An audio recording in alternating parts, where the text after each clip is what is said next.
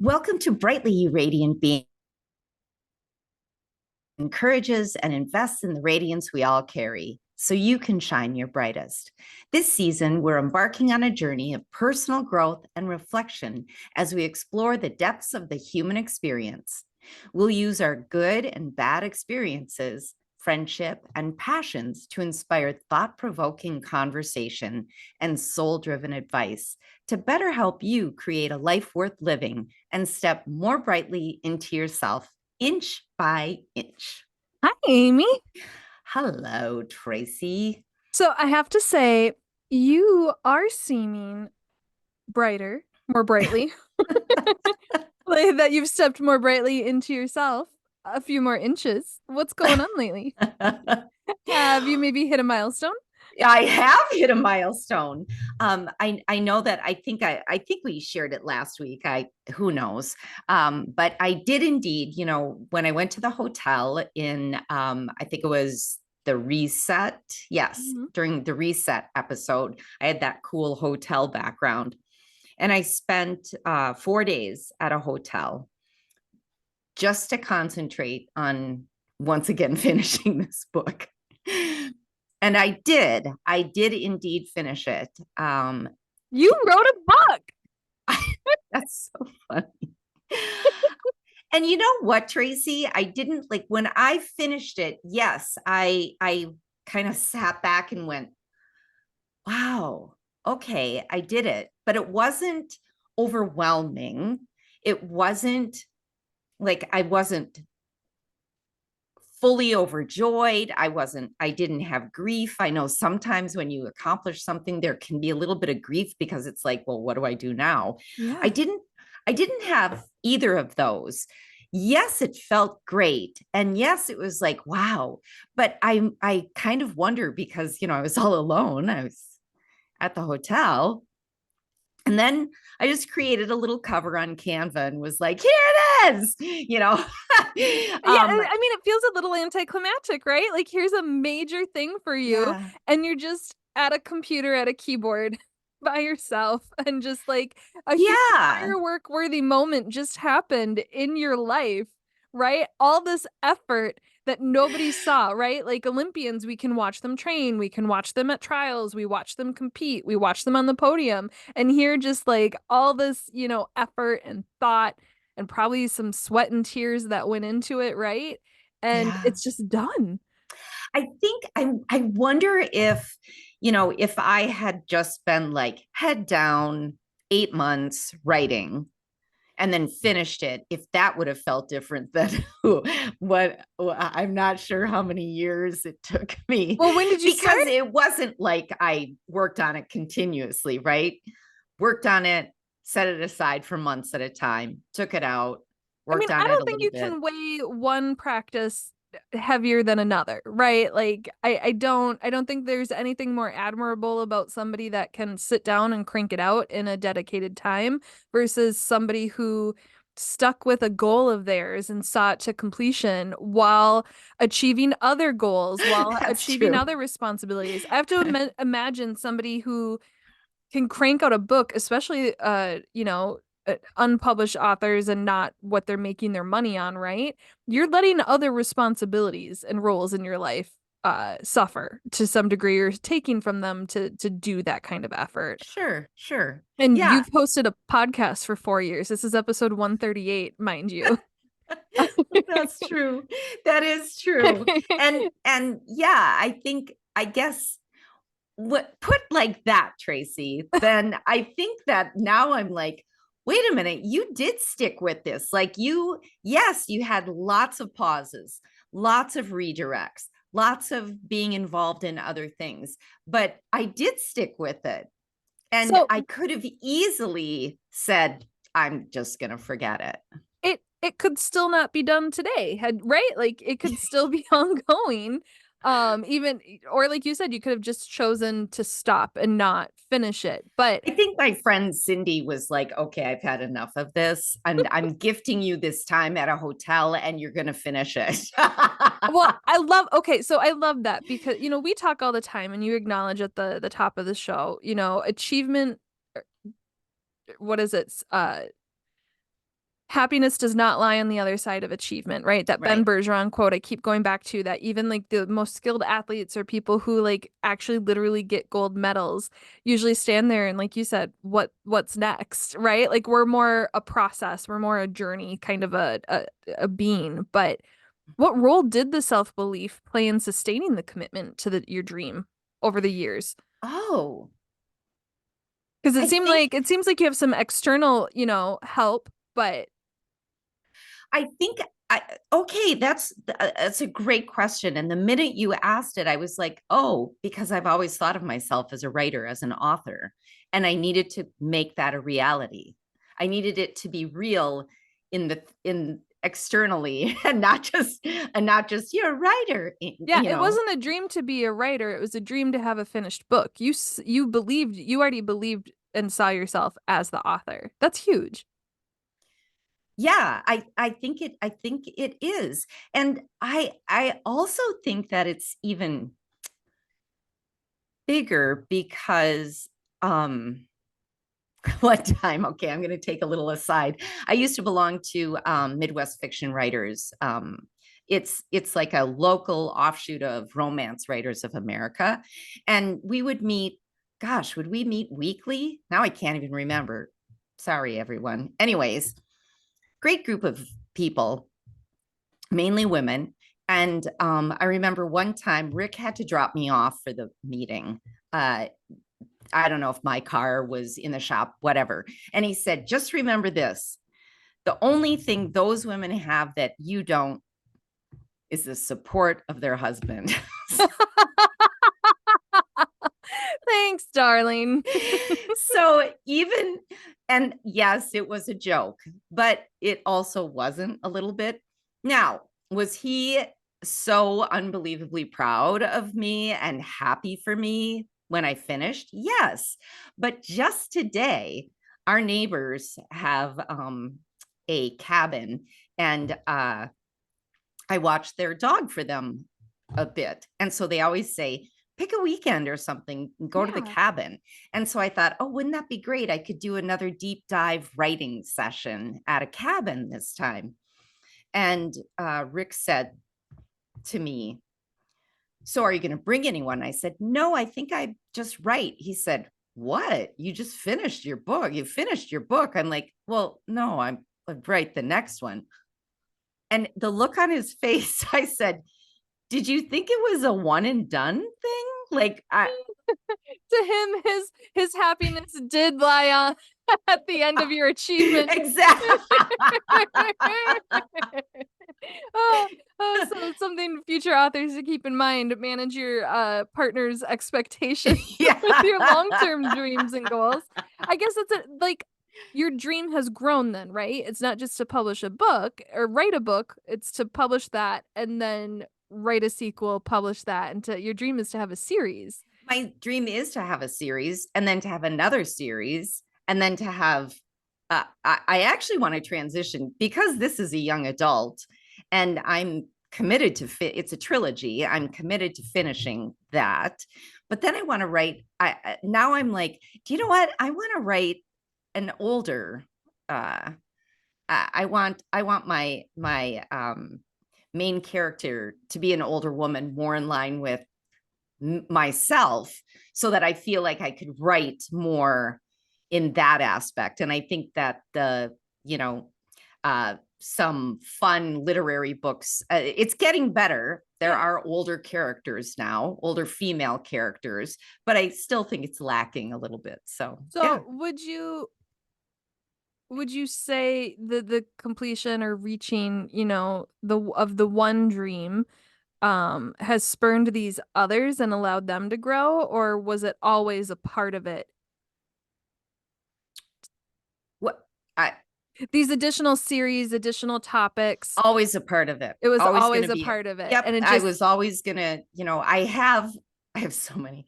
One thing I did do is I found all my little thumb drives that have other unfinished get manuscripts them on in the them. cloud. and I'm getting them. I'm going to get them on my writing software so that I have them all in one place and can actually look and see what I have and figure out after this trilogy is done what I'm going to do next for So that. has this journey toward the dream of writing and finishing this book transformed your perception of failure and success as you look forward to these other dreams or the continuation of the dream? That's a really good question, Tracy. I feel that part of not finishing the book in the past was a way to not fail. Because if I finished it and it wasn't any good, that would have been a failure. And that sounds really weird. Like I think it's good, but I'm happy with it is what I mean. It but not finishing meant that I hadn't failed, even though finishing it was what I wanted to do. So it's kind of a weird cyclical thing. Yeah, being in progress of something feels it's an action, right? And so it's something Yeah. you can continue to update people on, you can be vague, you don't get feedback on. But then like you said, the work is never done.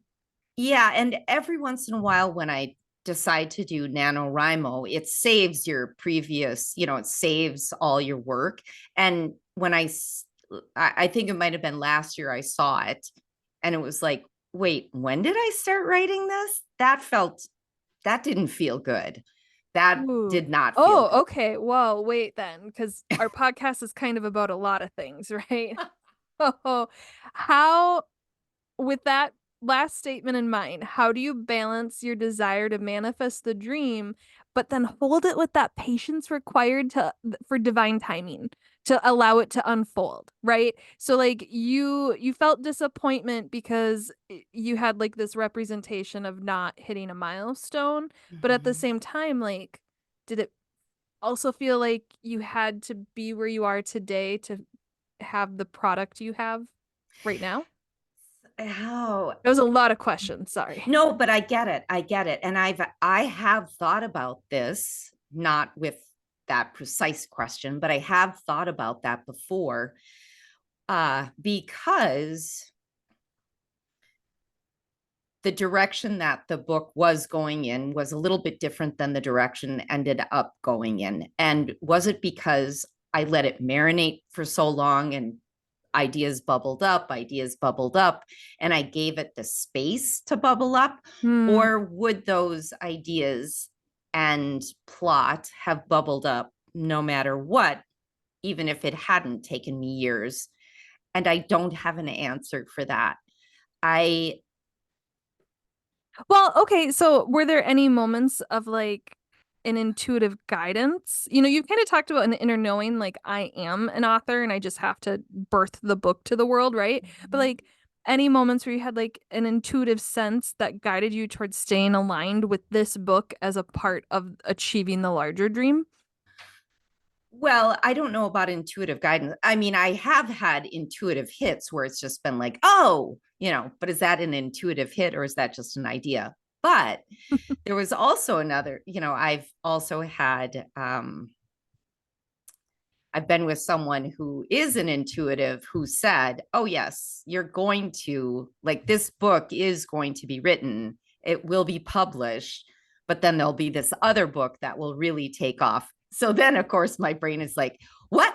What's the other I want to book? write that book. But then That's like my being told, like, oh, will you meet the love of your life? Well, first you'll have a failed marriage, but and you're like, do I have to have the failed right? And now I am fine with having the failed marriage marriage? because it proved to me that I could do it. Not the failed marriage, the Well, book itself. and So a huge part of success are like, you know, people like to look at these viral moments and try and repeat them or try and create like these steps to virality and popularity. But you know, most people, Lady Gaga once answered, they were like, "Oh, isn't your sophomore or your first album so much easier than your second? Because like your second, you really have to prove yourself." And she's like, I was proving myself for 25 years before the first one came, right? Like, she's like, what do you mean there was no hard work or effort or barriers or stuff to, I did nothing but try and do and she's like, so no, like she like rebuked the question, right? Like, so you have to have a series of things out in the world, not even just for practice, but to show the universe you're ready, to show other people like I am an author, right?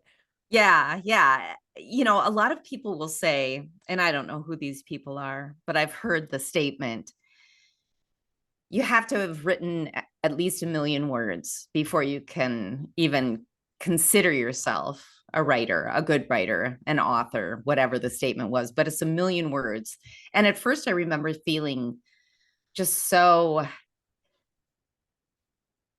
heavy with that knowledge. Like, I'm like, how will do I emails ever, count? I have right? written words. Right.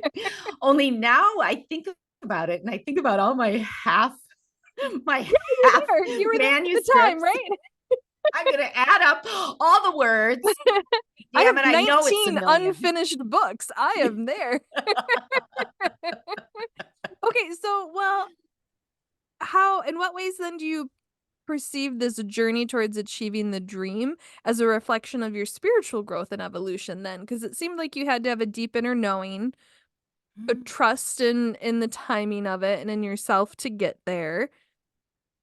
And then even in the what's next, right? Like in the, because you just shared, like you've been told one of your books could be, but you have to get this out first. Yeah. I think I think the spirituality piece of it helped me be a little bit more balanced about it Mhm. and perhaps no gave me a sense that I could just focus on this and get it done. But and also I felt as if I had a a cheerleading committee, right? I mean, I actually do with Yeah. friends and family, but I meant also like spirit guide Mhm. cheerleading and my mom and dad.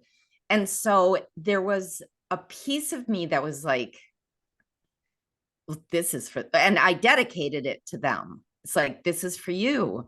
And so I feel that even more so than perhaps my spiritual practice or spirituality, it was just The physical, the here and here, now, the yeah. here and now, but also mom and dad. It was like, I did it. You're not alive, but I know that I did it. I love that. So, did they, like you mentioned, what your husband said, right? And whether he was doing that to light a fire under you or to be funny or whatnot, right? There's a lot of people who sometimes when you share your dreams and goals, you either very in front of your face and to you get a lot of that's never going to happen or a lot of negativity, or unbeknownst to you, right? Like they're kind of uh projecting negativity towards the goal with their non-belief or whatnot. And there's all this back and forth I see in, like the metaphysical community and stuff like that, and the spiritual girlies on TikTok and Instagram about like keep it to yourself or share it to your network, right? And how did you land on deciding to be so open with it? That's a tough one because there were times that I was open with it and then I just, never finished it. And so then I was quiet with it.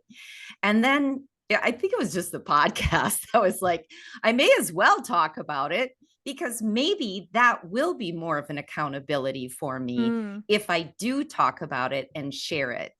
I think that I had because I did have both people like that. I had yeah. people who were like, you have to know the right people. You can't just think you're going to write a book and do anything with that. And I think that's actually true for any goal that you can sometimes tell people a goal that you have or a dream you have. And there's people lined up to be like, why would you do that? Well, Why would you even think to do that? and I can think of like a succession of them when I was 20 to 24, right? Which is like when you really need to allow people to sow the seeds of their dreams to see if they'll do it. Yes. And as much as like at times I'm driven by spite, it was such a lack of so the dream I wanted to do was going to require community. It was going to require other people. It was going to require collaboration and to have the people closest to you and then maybe even like the acquaintances and like the closest to you and then the next circle and the next circle, everybody be so negative about it because other people have been unsuccessful in it didn't feel like a warning or hey, keep this in mind. As it felt very much like, well, God, if these people don't even support it, how am I going to get these other people involved? How could I create this dream and engage with other people for it? And here I am 20 years later, still kind of a dream, but now I'm 20 years older and feel like, oh, I don't have the experience or I wasted the time. Right. And I know it's never too late to start, but I'm so mindful of how when people share a dream and a goal with me, despite what I know about it, despite what I feel about it, to just come forward. I just always match people's enthusiasm and excitement as a general rule, right? Mhm. Unless they're in physical danger. Um, but I love to share my goals and dreams, not to be held accountable, but I want it's a part of my life and I want the people in my life to be a part of my goals and dreams and to celebrate along with me along the way and to be there for me. Like you said, your friend Cindy was like, "Oh, we're doing this already. Yeah. We are here is something I can help you with." Right? And you're not going to ask for help with a goal and a dream if people already with the abstract version of it were like, "Ugh, why are you doing that?" or you won't, how are you going to be able to ask for help when you come across those instances where you've identified what you need to move forward, but now you don't feel like you could there's a safe place. That's just it. You don't feel like there's a safe place. And I feel as if I've gone back and forth on that. My mom used to speak on goal setting and things like that. And she always said, do not tell people your big dreams and goals because they will line up to tell you how you'll never be able to accomplish them. But then I've heard other people say, no, you have to talk about it, like you said. Yeah. I'm always I should say I've become much more mindful when my children talk to me about a dream or a goal, because I think in the past I used to be like, okay, now let's just think about this and what steps do you need to take and let's be safe and not do anything risky. And now I realize I just have to be there to hear them. I am here to hold space for your dream and to give you the support and enthusiasm that you need. And basically, this is what I want from you, all of you. Just to hold space. Yeah. Follow my lead. I am being a You know model. what's funny is I did notice something. My sister, my one sister has been our big cheerleader for this as well, and she's reading the book right now. And she actually, I had a very weird reaction because she was like, I was like, I'm not sure what to do. I don't know if I want to just, do Kindle Unlimited or publish wide or blah, blah, blah. And she was like saying, well, have you thought about this? Or have you thought about that? Not at all like, why would you do that? She was just like, have you thought about this? And I had such a weird knee-jerk reaction. I I'm so Get out of my sorry. dream. Is that kind of the Yeah, almost. It's like, I know what I'm doing. Blah, blah, blah, blah, blah. Like, I don't know. I just had a weird reaction. Like, stop telling me what to do. Well, and it was even though you were sharing that you were doing it, it seems like it was such a hyper personalized experience that there's this part now where it's no longer yours, right? Like unlike a child, right? When you put art out into the world, it is now for other people. And unfortunately, the process we have in our society today to get a book out involves so many people's opinions, and experiences. And it sounds like you've been working on this for a decade, right? Well, Like, and so I thought the hard part was just going to be finishing the book. Now I'm like, oh, Oh, should I hire someone to do the cover? Oh, if I want a paperback, I have to have the right template and the right dimensions and the front and back copy. And oh, should I hire this? Oh, should I hire an editor? Oh, do I do this? Do I go through this? Do I go through that? Like, Right, like writing a and that's why that's why I haven't gotten started with many ideas is because I can't separate I have to write a book, right? Like I can't separate writing a book from the process of being a oh, published author. I like to know the whole beginning. I'm aware. I have to create an outline. I have to have an idea. I have to have an outline. I have to write, right? So I know the beginning. I need to know the end step or like the outcome and everything in between to feel like I can write a book, right? Because we've talked about in prior episodes, I like to anticipate and roll that in, and I don't yeah. like to be inefficient or, have my time wasted. And it's such a world, right? Publishing is such a world that like it's stopping me from like I just want to be a writer. I don't necessarily need to be an author, right? Like so cart and horse, and now here you are like, oh God, I wrote it now. But it's so I have to imagine this next piece is so much easier because you have a product, right? It's not just an idea. It's I did a thing Yeah, that helped me with the get the thing out. right. But the part that's hard for me is that in order to get the product, right, to write it, there were times that I was like, oh, should I go do this thing or should I do this thing? Should the character do this or should the character do that? But it was, I could like piece my way through that and figure it out and then move forward. Now I go on Fiverr for book covers and I'm like, I don't know who to pick. Like, I mean, so how can you stay connected to your inner wisdom or your intuition or even, your guides, your parents when choosing these directions and making decisions? ah, you're so smart, Tracy. Yes, I need to just I need to be in the moment, calm myself down, make sure that I am in the right state of mind when Hmm.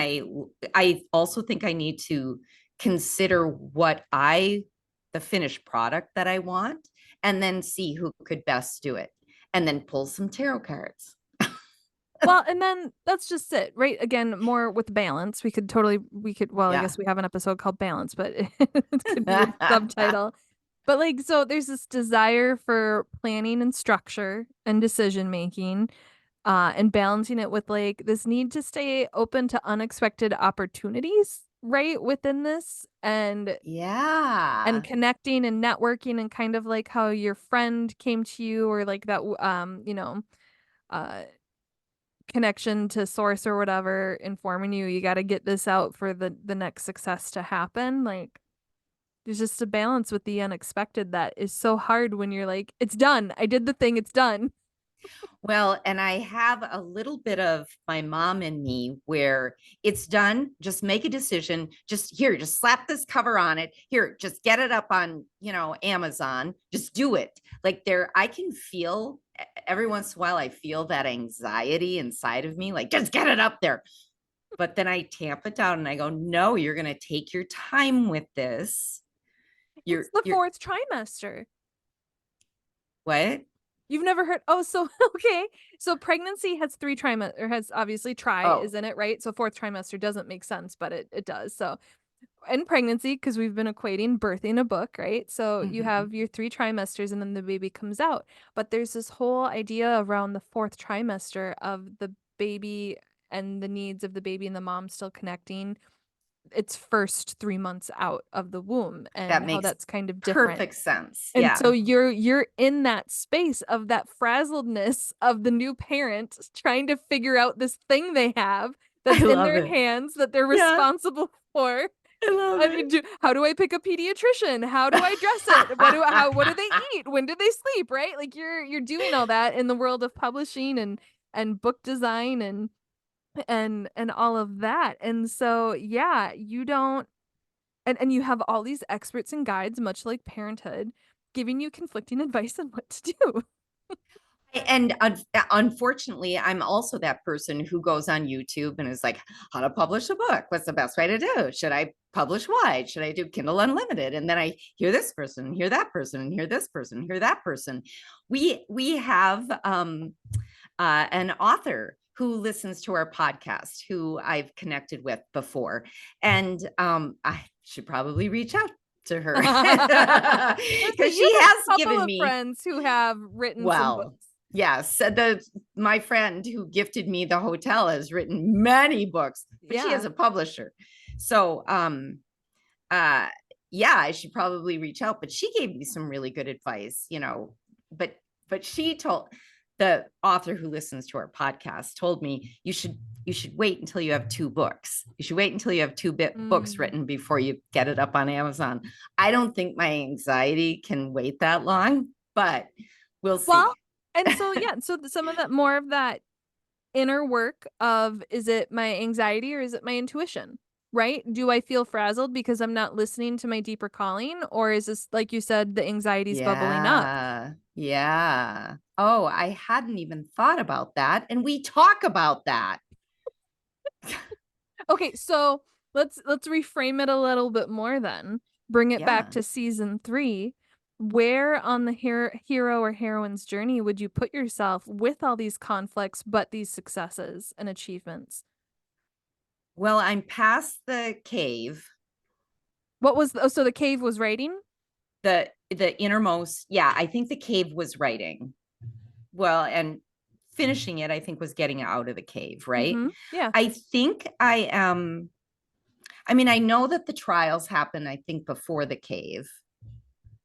I should have that in front of me. What part? I think I'm on the road back. I think I'm on the road back, but that the road back still has some surprises in store. Yeah. Um, yeah.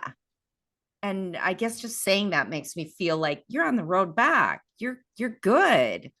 You can do this. You can be calm and listen to your intuition and not listen to your anxiety. Well, and how can you get back to like aligning with like the abundance energy, the energy of prosperity, right? Like I'm moving Yeah. forward. I have this idea of huge success with the second book. It doesn't mean you won't have any success with the first book, right? Like And just also, it's not as if my livelihood depends on this book, right? I have a very good full-time job.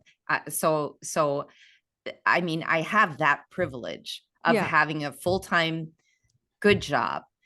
So why am I stressing?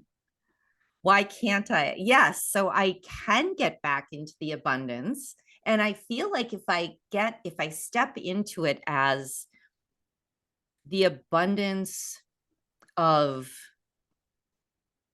pages that you have written, I am in abundance because I have actually finished this project, this one part of this project, and it feels good. I feel a little sense of completion with that, and I know I have more to do, but I'm not dependent on that more to do. And so why not step into the ease, like grace and ease with it? And you've done such a beautiful job of expressing your gratitude throughout this process, but I'd revisit that gratitude, right? So like I'd revisit that Cindy, was it, who helped you with the Yeah. hotel and pushed you to take this time and provided the Mm-hmm. opportunity and supported you, and just go back in the universe and be like, thank you more, please, for the next step. Thank you, Tracy. Thank you, Tracy. Goodness gracious. Right? Like the universe, there's been a few times here where it sounds like you got so involved in the practicality and the here and now and the steps, which are Mhm. necessary to, achieve things, achieve your dreams and goals, but it disconnected you from that, the universe connection of just the synchronicities and allowing it to happen and allowing the universe to help you make it happen, right? Right. Because if with my stress and anxiety around it, that's like a big old block, right? It's a big old Yes. wall. The universe is like, Hello. Hello. It's like we want you to grow and succeed. We've been Yeah. helping you. You're not on a deadline. Right? Like Right. that's the other perk of maybe the second book thing too, but you also know yourself better than any of us. But like once a publisher gets involved or has expectations of a second book, your process, your divine timing, your is now muddled really concretely in the here and now with outer Yeah. expectations. Yeah. Yeah. And like you said, even though it's not your job, like there could be a financial future component to this. It could be your job in the future, right? And so like Yes, please. so how does like this milestone, how does it integrate into like the larger vision of your life, not just creative endeavors, but we talk all the time on here about our perfect day, right? Like, is it Mhm. waking up and like seeing you on like bestseller lists, seeing Goodreads communities dedicated to your book, right? Like, are you on Book Talk? Like, what is the Wow, I hadn't thought about that. I actually hadn't thought about that. So wouldn't that be fun to think about and to consider what is the sort of the next dream with this book? Uh and where do I see where's my vision? What's my vision with this? I think my vision sort of stopped at I just want to continue to write and publish books and make a cozy living with it. I want to make a cozy living with it. That's your vision. Yeah. I want to make a cozy living with this universe. What's my next step? I am saying that as soon as we end here. Well, on that, we can end here so you don't forget. So if this episode spoke to you, your soul, your dreams, please share it with a friend. And if you have time, give us some love on your preferred platform with the rate, review, and subscribe. You can also reach out to us via Instagram and YouTube under The Brightly Podcast or via email at brightlypodcast@gmail.com. And with that, we hope you have a bright and beautiful big dream day. Bye. Bye.